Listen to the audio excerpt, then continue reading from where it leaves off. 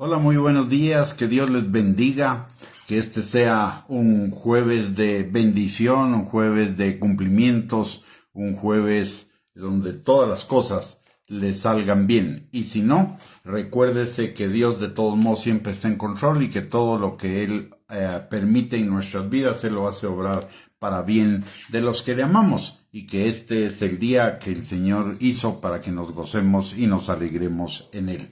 El día de hoy quiero compartir una perla de la palabra que le he dado en llamar el efecto Zacarías. Para comenzar, todo lo que le sucede al pueblo de Israel, la palabra de Dios nos enseña que es para nuestra enseñanza, para nuestro beneficio, número uno.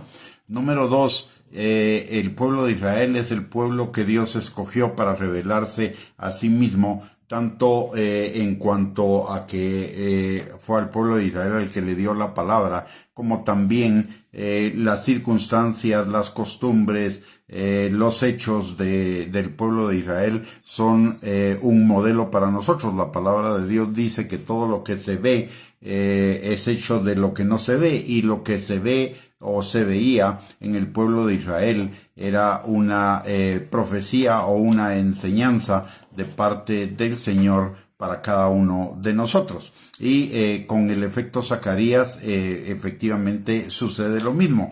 Zacarías es un profeta del Antiguo Testamento que vivió alrededor de unos 700 años antes de Cristo, y su aparecimiento es justamente después de los 70 años en el exilio en Babilonia, cuando un pequeño remanente de los judíos exilados regresó a su tierra natal, y su tierra natal estaba desolada, despoblada, destruida, la ciudad de Jerusalén convertida en ruinas y escombros, y estaban intentando reconstruirla, pero a cada paso eran obstaculizados en esa reconstrucción, por sus enemigos. Estaban tratando de reconstruir en primer lugar el templo, y estaban teniendo obstáculos constantemente de parte de los pobladores de alrededor que no eran judíos. E igualmente cuando Nehemías llega a reconstruir los muros de Jerusalén, igualmente comienzan a sufrir persecución, tropiezos, ataques, oposición, etcétera, de todo los enemigos de Israel. Posiblemente en ese tiempo debe haberles perseguido la pregunta: ¿se habrá olvidado Dios de nosotros? Venían del exilio, estaban la ciudad en ruinas y escombros, era lógico, y encima había una gran oposición contra ellos. Era lógico que se hicieran esa pregunta, si Dios se había olvidado de ellos. Entonces, en medio de ellos apareció el profeta Zacarías, enviado por Dios, y llegó con un solo mensaje: tenían que reedificar Jerusalén, como nos lo enseña la palabra en Zacarías capítulo 8, versículo 3 al 9. Y esa Jerusalén sería a la que llegaría el Mesías.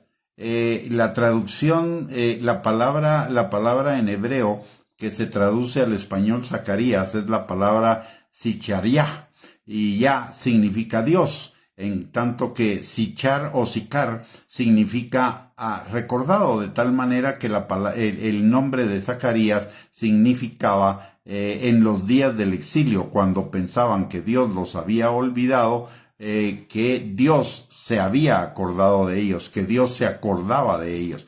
Esa fue una señal en vivo, una señal en carne y sangre, de que incluso en su mayor caída, en su mayor desesperación, en sus pecados más oscuros, aun cuando debían haber sido expulsados y olvidados para siempre, Dios no se había olvidado de ellos. Dios, dice la palabra, que se olvida de nuestros pecados y nunca más se acordará de ellos, pero nunca se olvida de cada uno de nosotros. De hecho, la palabra de Dios dice que Él nos tiene esculpidos en las palmas de sus manos. Y la palabra es bien clara en el libro de Hebreos, en el capítulo 13, versículo 5, que Él no nos dejará ni nos desamparará. De tal manera que Así como Dios no se olvidó de los israelitas en sus días más oscuros, Dios no se olvidará de nosotros ni en nuestros días más oscuros. De hecho, el Señor no se olvidó de nosotros cuando nosotros éramos pecadores, enemigos de Él y no teníamos ningún interés en Él.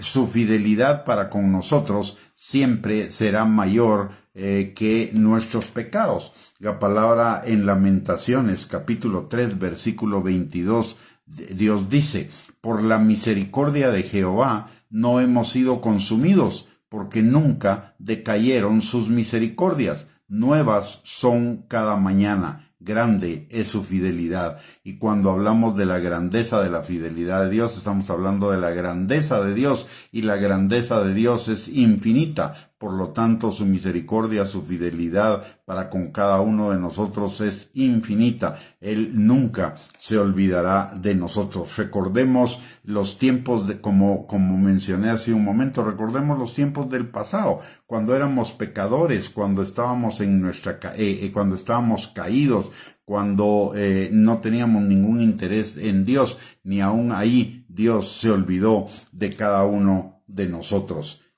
A la luz de todo ello, sea la situación en la que sea, si estamos en un hoyo de desesperación, si estamos en medio de un problema, de una circunstancia adversa, de una circunstancia contraria, salgamos del hoyo en el que podamos estar y volvámonos al Señor de todo corazón. Él nos dice en su palabra: me hizo sacar del pozo de la desesperación, del lodo cenagoso. Puso mis pies sobre peña y enderezó mis pasos. Puso en mi boca cántico nuevo, alabanza a nuestro Dios. Verán esto muchos y temerán y confiarán en Jehová. Este es un canto de victoria. Nos está recordando que todas las cosas obran para bien de los que amamos a Dios, y que Él no nos dejará ni nos desamparará, y en los momentos más difíciles de nuestra vida Él estará obrando para que todo obre para bien y podamos salir de esa circunstancia en victoria.